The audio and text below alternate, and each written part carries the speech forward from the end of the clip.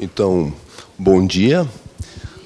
É uma honra, um prazer, um gosto estar em Toledo, encontrar grandes amigos, rever ex-alunos, hoje professores, colegas, e estar diante de um público conhecer, aberto para o conhecimento. Peço escusas pelo atraso, porque eu fui lá na PUC. Imaginei que fosse um erro cognitivo, eu acabei indo para lá. Mas pretendo abordar de forma muito breve, muito rápida, até para suscitar mais problemas, gerar algumas dúvidas, inquietações, do que propriamente lançar respostas. Estamos vivendo um mundo muito atípico, não é?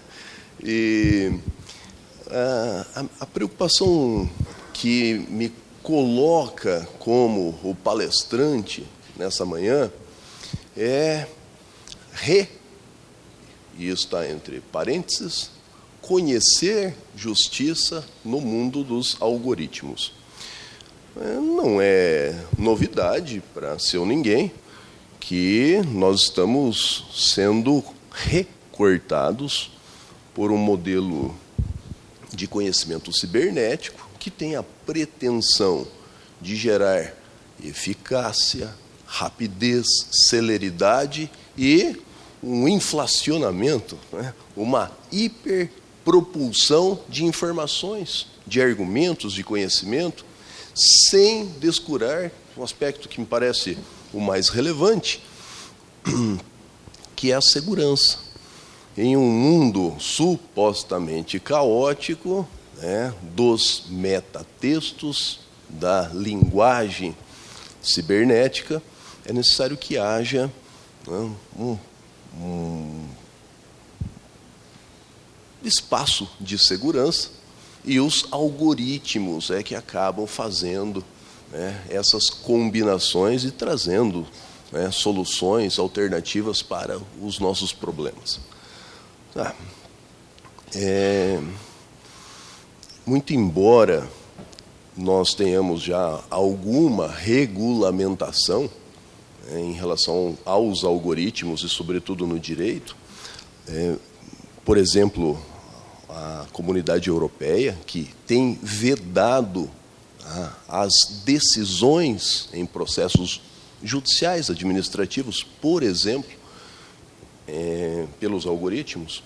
Há países da comunidade, como a Estônia, e eu estou dando um exemplo, em que esses algoritmos têm feito decisões. As decisões judiciais são concebidas pela inteligência artificial. Causas de menor complexidade, que seriam os processos que nós enfrentamos aqui nos juizados especiais. Os americanos, o direito americano, tem admitido a possibilidade de que os autos de infração, o lançamento das multas, se faça pelos algoritmos. E, nesse sentido, nessa medida, nós vamos passando a admitir uma capacidade decisória da inteligência artificial, dos algoritmos. Bom, a questão, então, que se coloca: é possível que nós pensemos em justiça nesse momento da história do direito e da humanidade? A gente não pode esquecer que as alviçareiras propostas de Huxley, por exemplo, sobre um transhumanismo, passa a ser uma realidade no mundo contemporâneo. Há um médico, neurocientista, o Dr. Daniel Just, um espanhol radicado nos Estados Unidos, e ele, como médico, neurologista, tem se preocupado muito com os big dates, as chipagens humanas e a possibilidade de que haja uma interferência e mesmo um conestar de liberdades e autonomia, um controle desses chips em relação às nossas consciências, de onde surge o termo neurodireitos, né? Uma exigência de que o direito esteja atento para esse problema. Nada que seja uma novidade em teoria de controle e exercício de poder sobre os corpos e sobre as mentes. O Foucault passou a vida inteira falando sobre isso. Há obras de literatura, como Laranja Mecânica, demonstrando que há uma condução de comportamentos dos seres humanos. Mas por que é que nós, nesse momento da história, estamos diante de um severo problema de tisnar de nossas autonomias?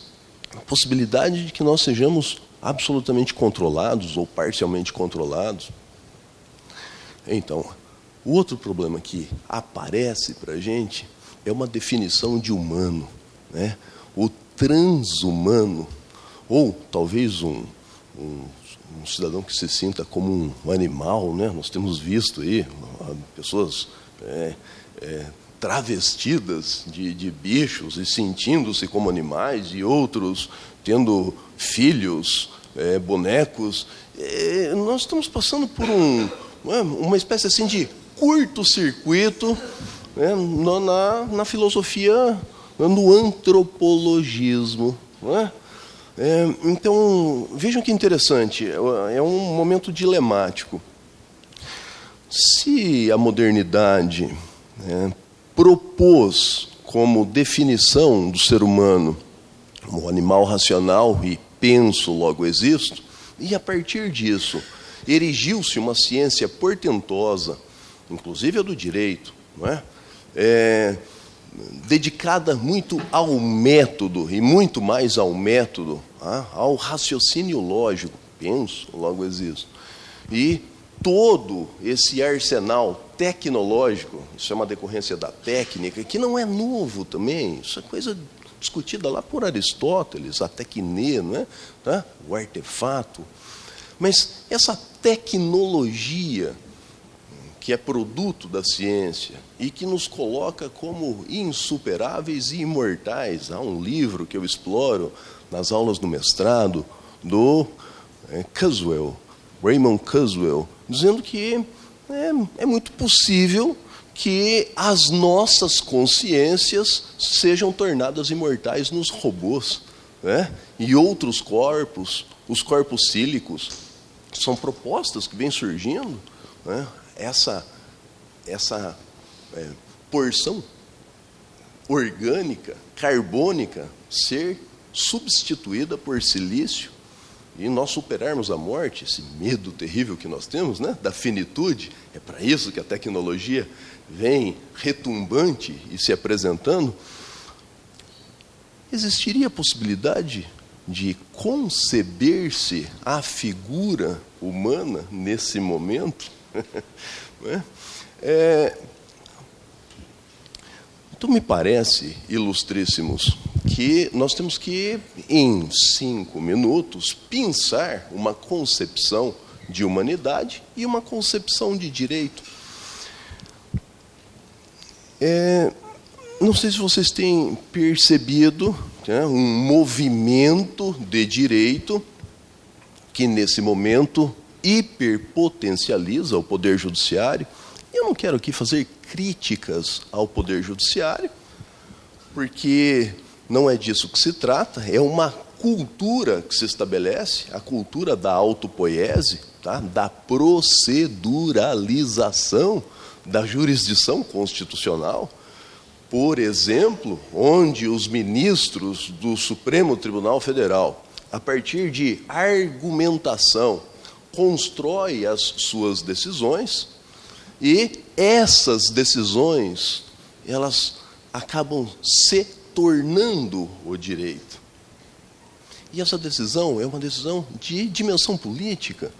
E quero dizer para vocês que, mesmo o mais positivista, o kelseniano aferrado, encontrará lá no livro 8, da teoria pura do direito, o momento hermenêutico, em que o juiz detém capacidade criativa, diz ele textualmente, detém capacidade criativa e faz escolhas políticas. Na interpretação, é assim que o juiz se apresenta. Mas a possibilidade de nós concebermos justiça nessas decisões de poder, que são autopoéticas, é um direito que se autorreproduz, tendo uma preocupação central, aliviar os sistemas sociais de suas perturbações, do seu caotismo. Poderíamos falar que há ainda preocupação com justiça, isso que percorreu a história do direito, milenarmente. Eu não sei se vocês sabem, em determinado momento da história, na Alta Idade Média, por exemplo, em que os dogmas eram prevalecentes, é daí que vem a dogmática jurídica, Isso é uma herança dos cânones do catolicismo medievo. Mas na Alta Idade Média, Santo Tomás de Aquino dizia assim: o direito é um instrumento de realização de justiça. E pode existir uma norma, pode existir um parecer, pode existir uma decisão. Jurisprudência não era considerada fonte formal de direito. Mas se não houver justiça, direito não é. Havia uma reivindicação de uma essência ou de um fundamento de validade, um direito vinculado à ideia da justiça. O valor da justiça dá sentido ao direito. Bom, na atualidade, nós estamos percorrendo um circuito de análise econômica do direito. Isso é denunciado por grandes teóricos, Antônio Castanheira Neves, por exemplo, português que se deteve a vida inteira a estudar a metodologia do direito, e ele vai dizer: o direito foi sequestrado, o seu fundamento de validade já não se apresenta, e ele procura fazer ressurgir essa possibilidade de justiça. Nesse momento, o direito é um instrumento de poder político ou de poder econômico. Ele é extremamente ideológico.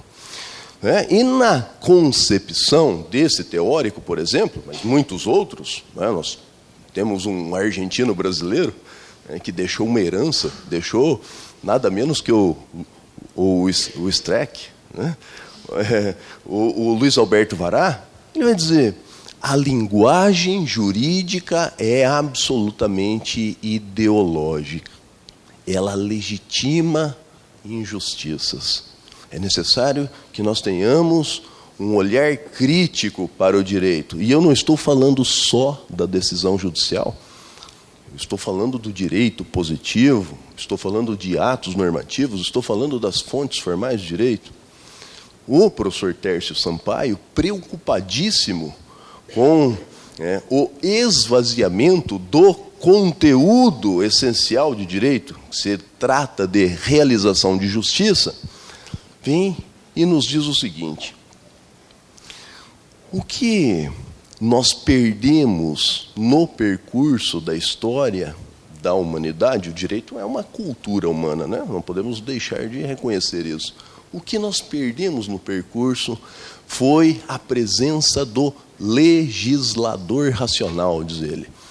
O que significa o legislador racional? Do doutrinador, daquele sujeito que figurava lá no antigo direito romano como o jurisprudente, o jurista prudente. Nós perdemos uma faculdade, ou uma virtude, ou um valor de natureza especulativa e prática, indispensável para as chamadas ciências morais, para os juízos práticos, como é o caso do direito, uma técnica de decisão justa.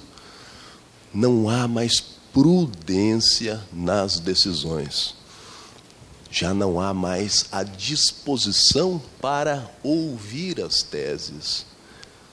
Já não há mais o olhar, o reconhecimento atento para a circunspecção dos problemas envolvidos em determinados casos discutidos. Há muito preconceito. E esse é o problema dos algoritmos. Eles, não raro, são preditivos. As combinações algorítmicas já elegem em prol de quem as suas decisões serão sacramentadas. Isso é uma grande crítica. Ainda que se resguarde, se garanta a um jurisdicionado, aquele que está atingido pela decisão, pela sentença, pelo ato administrativo, judicial, a transparência do código-fonte, lembra-se do problema das eleições, o código-fonte. Tem muita fake news, a gente sabe disso. O fato é que os neurocientistas, e eu vou citar um brasileiro, que não é prêmio Nobel só porque é brasileiro, o Nicoleles, diz, não é possível fazer o caminho de retorno da inteligência artificial. As combinações algorítmicas são aleatórias, absolutamente aleatórias. Os resultados, as combinações, elas se dão de per si, sem a possibilidade do retorno. Nós não temos a garantia de que houve uma retidão na formulação daquelas combinações. E então é possível falar em justiça? Mas vocês poderiam dizer para mim, professor, mas e o que é a justiça? Algo relativo que depende do ponto de vista do sujeito que está envolvido numa situação, ou de uma coletividade, não é? As teorias da justiça não são feitas propriamente para casos judicializados, são feitas para o bem comum do Estado. Basta a gente pensar no John Rawls, por exemplo, uma teoria linda, belíssima, teoria da equidade, justiça como equidade, a garantia, e aí tem um reduto, tem uma colheita de bens, valores, bens, talentos, oportunidades, que se resguarda na teoria da justiça, do John Rawls, estou citando ele, aleatoriamente, poderíamos citar outro, parece aquele que melhor se expressou na modernidade sobre justiça, e ele diz assim, olha, a autonomia do sujeito, as chamadas liberdades individuais, elas devem ser maximizadas, sem descurar de que nós temos diferenças de pessoas, de grupos, de categorias, e há vulnerabilidades, há hipossuficiências, há minoridade política representativa, e aí, por uma questão de equidade, de igualdade, é necessário que exista um suporte desses grupos, classes, categorias. Isso é justiça, é uma adjunção entre autonomia, liberdade e igualdade, distribuição equitativa. Mais ou menos há um consenso entre os modernos, do Rawls ao Habermas. Nós teríamos a realização dos direitos fundamentais nas suas dimensões todas, da primeira à quarta, para quem conceba a quinta dimensão, os riscos do mundo biotecnológico e cibernético na comunicação, no corpo, nas eugenias. Paulo Bonavides já falava em quinta dimensão dos direitos fundamentais. Nós temos um núcleo duro de justiça. Não é correto afirmar que a justiça é relativa. No meu ponto de vista, valendo-me de teóricos, inclusive daqueles teóricos que desenvolvem todo um estudo sobre os valores, Max Scheler, por exemplo. Mas como é que nós temos uma Constituição tão emprenhada de valores ingentes, um documento belíssimo, e nós estejamos vivendo a realidade de um fosso profundo entre o que deve ser e aquilo que é? acho que nunca houve tanta desigualdade econômica no mundo contemporâneo. 8 bilhões de habitantes são controlados por, talvez, 500 celebridades, 500 grupos no mundo. O circulante de 100, dizem as estatísticas, de 160 pessoas detém, tá, o capital circulante, a grana, dos 8 bilhões de habitantes. O que é que sustenta, o que é que dá suporte a um mundo tão injusto? E mais, o que é que faz com que exista uma exclusão tão acerba de certas classes, de certos grupos, os chamados inimigos do poder?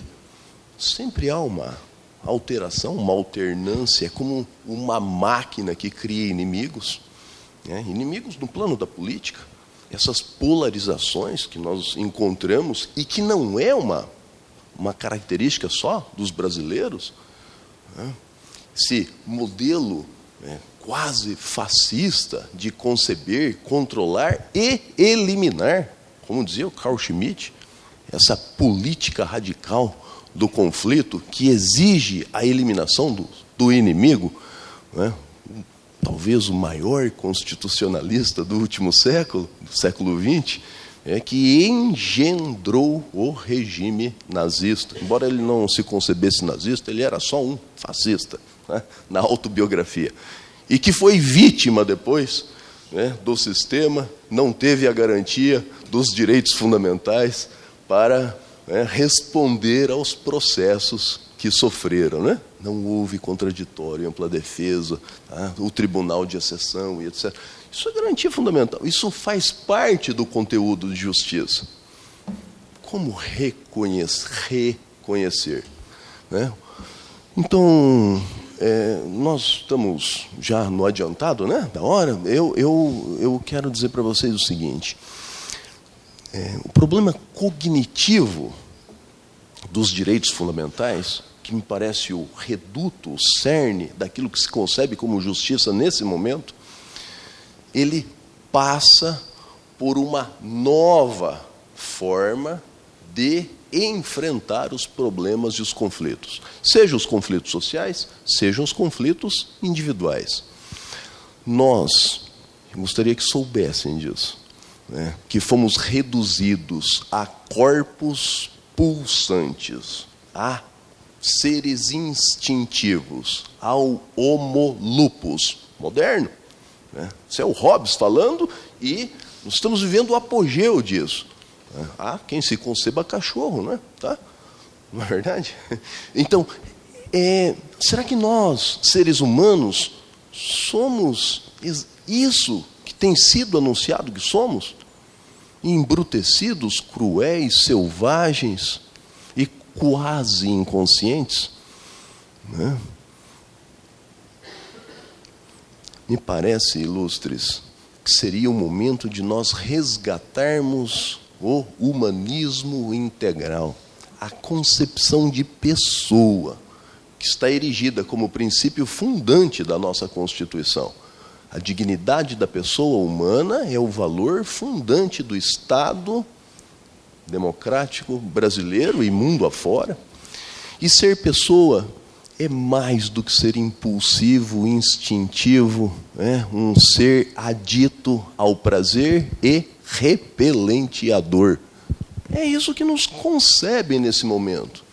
E é por isso que nós temos visto, inclusive, que há o reconhecimento de dignidade aos animais, por serem sencientes, terem prazer e dor.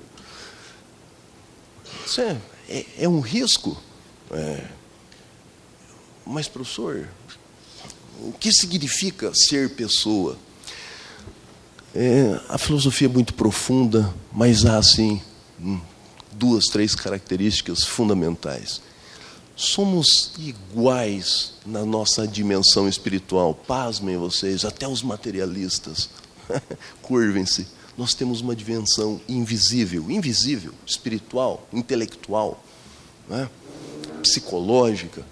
E há entre nós, né, essa mesma centelha, esse mesmo fogo Logos, que há 500 anos antes de Cristo já era anunciada por Heráclito.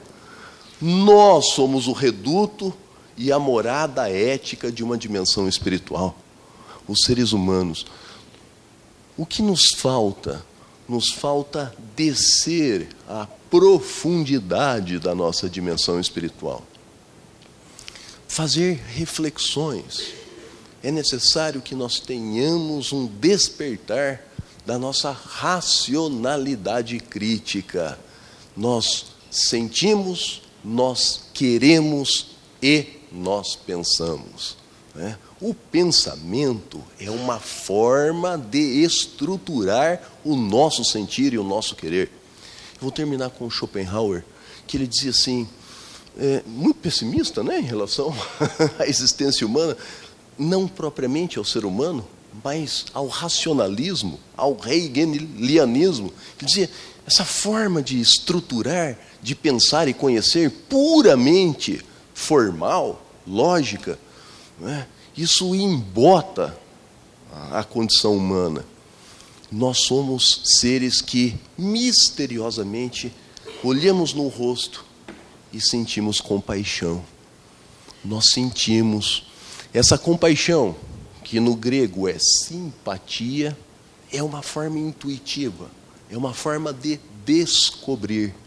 E é só na condição de seres relacionais, essa é uma outra dádiva de ser pessoa.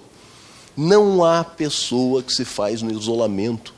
Nós somos relacionais, estamos doentes, há problemas severos na nossa condição nesse momento. Individualistas, acerbos, egoístas. Enxergamos só o nosso umbigo, o nosso ego. E nós somos abertos, nós somos alterativos por condição humana, porque somos pessoas. Na dimensão do rosto, do alter, do outro, e no despertar de sentimentos propulsionados por um querer, esse mistério da ética que habita cada um de nós. Essa centelha do fogo Logos, né? Ela é a possibilidade da ou redescoberta da justiça. Não é? Eu termino